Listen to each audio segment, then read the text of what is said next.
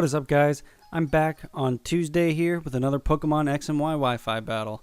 This is a guy named Sven. I think I battled him last night, and I wanted to upload this battle because his team is very different, very different. I haven't seen a team like this at all yet in this generation. I think I've seen a Roselia like once, and everything else I haven't seen. But I'm really, really worried about his Mega Banette because it Mega Evolves. Well, it can Mega Evolve, and it gets a 165 base attack. So I'm already worried about that. And it has a Shadow Sneak. So it has a 165 base power stabs Shadow Sneak right off the bat. And it has Prankster, so it can just Will-O-Wisp my entire team. And I realized this the other night that the only special attacker that I have on this team is my Rotom. And that's probably why it hasn't been doing so well. But I was predicting the fake out on my Rotom, so I switched into my Trevenant. He ends up going for the Brick Break, so I am going to be able to switch, be able to not take any damage. And I'm going to be able to go straight for the Will-O-Wisp because I thought that he would switch into maybe his Banette or something like that. Turns out he goes into his Roserade, and his Roserade has the Aromatherapy. So I'm like, oh my god, are you kidding me? So right now, at that point, I was already getting annoyed. But I'm going to go straight for the Shadow Claw here. I am going to get poison from Roserade's Poison Point, but I do have natural Cure, so it's not going to, as soon as I switch out, the poison goes away, which is definitely a big plus on Trevenant, because that means I can switch into any status condition and just take that turn's damage, switch out, and then it'd be gone. And I do have the Leech Seed on this thing, so I do the Leech Seed and a Big Root because I only have one leftovers at this time. But I'm going to be able to take that energy ball quite well and then go for another Shadow Claw and take that thing out. So now I'm free to Will-O-Wisp whatever I want because his only Aromatherapy user is gone. But he goes out into his Banette. I know that he's going to go for the Shadow Snake, so I'm definitely going to switch into my Skarmory here. I don't know why he didn't Mega Evolve just then, because he does end up Mega Evolving, but I'm unsure as to why he did it just then and not there, because if he would have Mega Evolved, then he would have had way higher attack, and probably if I would have stayed in with my Trevenant, I don't know why I would, but if I did, he would have been able to probably take me out because I am specially defensive. But I switch out, go to my Skarmory, my big defense wall. He is going to be able to get off the Will-O-Wisp, which kind of sucks my Skarmory, because now I'm getting the continuous damage every turn, and my attack is halved, which really sucks. I mean, I have the Roost, so I'm not worried about health or anything like that. But I am pretty worried about the damage that I'm taking every turn. And his Banette actually has a Protect. I thought this thing would have had Taunt, so I was very, very hesitant to keep going for Spikes. So I end up going for Brave Bird a couple of times just to make sure that he doesn't have the Taunt, because I can waste as many turns as I need to by going for the Brave Bird, because my Skarmory is already useless. It doesn't matter. I can just do whatever. But I wanted to see if he had the Taunt so that I could either freely set up Spikes or switch someone else in that doesn't care about Taunt. And after realizing this, after the first two Brave Birds, I do realize that he does not have the Taunt on his Banette, so I am able to freely go for my Spikes and get all my Spike layers up, which is very, very helpful, because no matter what typing, as long as they're not a flying type or have Levitate, they lose 25% of their health each turn. But I am going to be able to whirlwind that Banette out, make him go out into a Slurpuff. Now, I haven't really ever played against one of these things, so at this point I was like, what is this thing going to do to me? And he ends up going for the Cotton Guard. He's trying to boost his defense up out here while I have my Skarmory on the field. I wasn't sure if this guy just didn't realize that Whirlwind takes the stats away. After you get Whirlwinded out, you lose your boosted stats. You lose them. And that's part of the reason why Whirlwind always goes last. It goes last so that the opponent always has a chance to use an attack, one. And two, so that they have a chance to either baton pass or switch out. But it's not the case on this particular battle. So I'm going to whirlwind his Slurpuff out because I definitely don't want something that has +4 defense out on the field.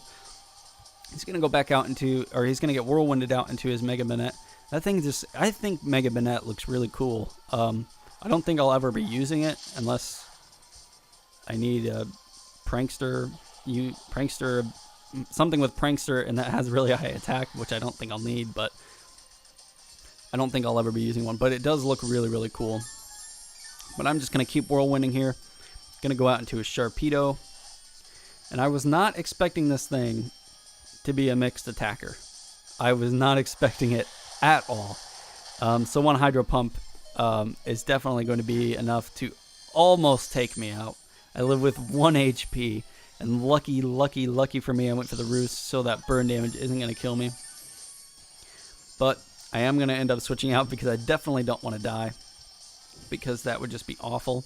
I could have kept going for Roost, I guess, to try and see if he'd miss, but I definitely didn't want to take that risk. I am going to go into my Trevenant here to take the Hydro Pump. As you can see, it's not going to do very much to me at all. I'm eating it up, as Shofi would say. And then he has the Ice Fang, and I just wasn't really thinking at that point. But it's okay. I didn't really need my Trevenant anymore anyway. But I am going to go out to Drake Hands here, show the Sharpedo what's up. But the pussy that he is, he switches out and goes out into his Ambipom.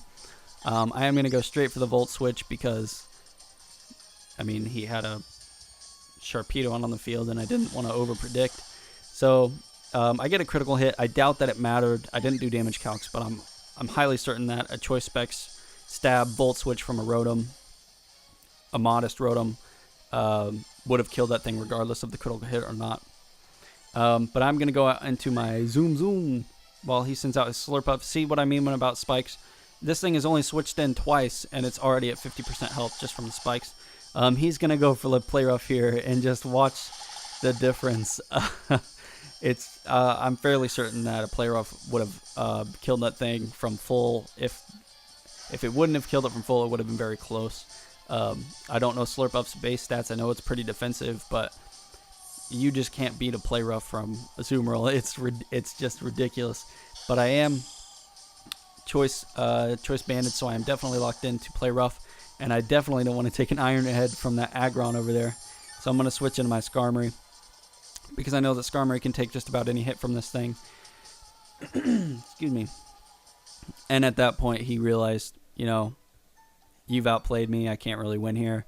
And, he packed up his things and called it a battle. And I commend you for that, for knowing when to quit. Personally, I don't ever like to run away from my battles. It's just the kind of person I am. I definitely don't ever disconnect. It's just not the kind of person that I am. I never really get. I mean, I'm very competitive, and sure, I'll get mad, but I never do that to people because I hate when that happens to me. But Sven, I commend you. Your team was very different. I'm proud of you for standing out amongst the rest of the community and using something that you want to use to not what everyone else is using, and I like that a lot, and I commend you for that. But guys, I know this was a short battle. Like I said yesterday, I do have work tonight, so I had to upload something quick. And I thought this was an interesting battle, and I hope that you guys liked it a lot. I did get in contact with Katsukitty, the maker of the 3DS capture card, and they said that they would be able to deliver it by next week. So I'm definitely stoked for this. I'm so stoked. I cannot wait to get this thing, because I know that you guys are sick of watching these awful battles through an iPhone camera. Not really sure what happened there, but apparently my audio just got all messed up. But I was talking about Katsukitty and how stoked I was. But guys, thank you for your support. I know that there aren't very many of you right now, but it really means a lot. And if you guys would like to, I would like for you guys to subscribe if that's what you want to do. I'm not going to force it upon you. But if you like the video and you want to share it, that would be great, because I can use all of the promotion that I can get. Currently, I'm in a situation where I can't spend a bunch of money on advertising and things like that on YouTube. So I would really appreciate it if you guys could share this video, get it out to all your friends and people that you may know on other social networking sites, because that would just be amazing. But I got to go get ready for work. I hope you guys have a good day, good night, good morning, whenever you're watching this. See you guys later.